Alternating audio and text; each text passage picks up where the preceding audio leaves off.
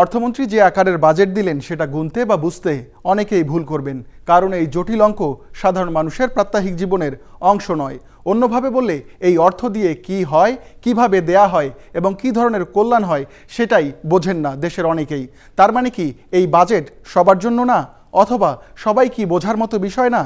অবশ্যই সবাই বুঝবেন যদি আমরা প্রেক্ষাপটটাকে এভাবে দেখি। বাজেটের আকার 9,38,000 কোটি টাকা। এই অঙ্কটা আমরা পুরোপুরিভাবে বাইরে রেখে ধরে নেই বাজেটের আকার 100 টাকা, অর্থাৎ আসছে অর্থ বছরের জন্য সরকার তার জনগণের কল্যাণে মোট 100 টাকা ব্যয় করবেন। এবার দেখা যাক এই 100 টাকা থেকে কাকে কিভাবে কত টাকা দিবেন অর্থমন্ত্রী, আর তাতে কে বেশি লাভবান হবেন।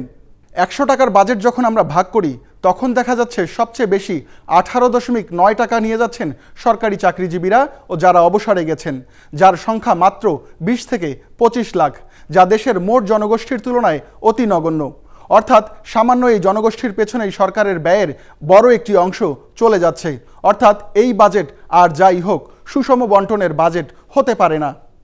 সরকারি কর্মকর্তা কর্মচারীদের পর দ্বিতীয় সর্বোচ্চ 13.6 টাকা ব্যয় করা হবে আরেক অনুৎপাদনশীল খাত ঋণের দায় শোধে। অর্থাৎ সরকারের আয় কম থাকায় তাকে প্রতি বছর দেশ এবং বিদেশ থেকে নানা রকম ঋণ করতে হয়। এই ঋণের কিস্তি এবং সুদ পরিশোধে চলে যাবে 100 টাকার 13.6 টাকা, যা বছরের ব্যবধানে খানিকটা বেড়েছে।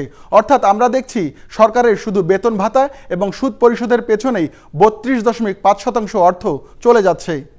অর্থ বরাদ্দের বিচারে অর্থমন্ত্রী 3 নম্বরে রেখেছেন শিক্ষা ও প্রযুক্তি খাতকে, যেখানে তিনি ব্যয় করতে চান 13.1 টাকা। বিভিন্ন মহলের দাবির প্রেক্ষিতে শিক্ষার গুণগত মান উন্নয়নে বরাদ্দ বাড়িয়েছেন অর্থমন্ত্রী, তবে বরাদ্দ কতটা ব্যয় হবে সেই সংশয় থেকেই যাচ্ছে। এই 3 খাতে কিন্তু অর্থমন্ত্রীর অর্ধেক বাজেট শেষ হয়ে যাচ্ছে, অর্থাৎ প্রায় 45.6 টাকা এই 3 খাতেই ব্যয় হয়ে যাচ্ছে। দেখা যাক বাকি প্রায় 54 টাকা অর্থমন্ত্রী কিভাবে কোথায় ব্যয় করবেন।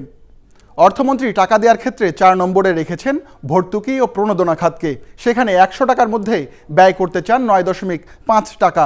তবে এর থেকেও খানিকটা দূরে রেখেছেন স্বাস্থ্যের মতো গুরুত্বপূর্ণ জায়গা, যেখানে এবার স্বাস্থ্য ব্যবস্থার এই দুর্দিনে তিনি বরাদ্দ রেখেছেন মাত্র 6.7 টাকা।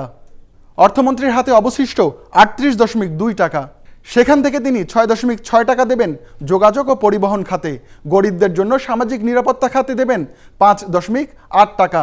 অর্থাৎ 4 বছর ধরে চলা চড়া মূল্যস্ফীতি আর আয় কমার এই সময়ে সাধারণ মানুষের জন্য তিনি কিছুটা হলেও বরাদ্দ বাড়িয়েছেন, যদিও সেটা প্রয়োজনের তুলনায় অপর্যাপ্ত। প্রায় 75 টাকা শেষ, অর্থমন্ত্রীর হাতে অবশিষ্ট মাত্র 25 টাকা। কিন্তু চাহিদার অভাব নেই, তাই শেষ দিকে এসে সবাইকে কোনো মতে খুশি করে 100 টাকা বন্টন করেছেন অর্থমন্ত্রী।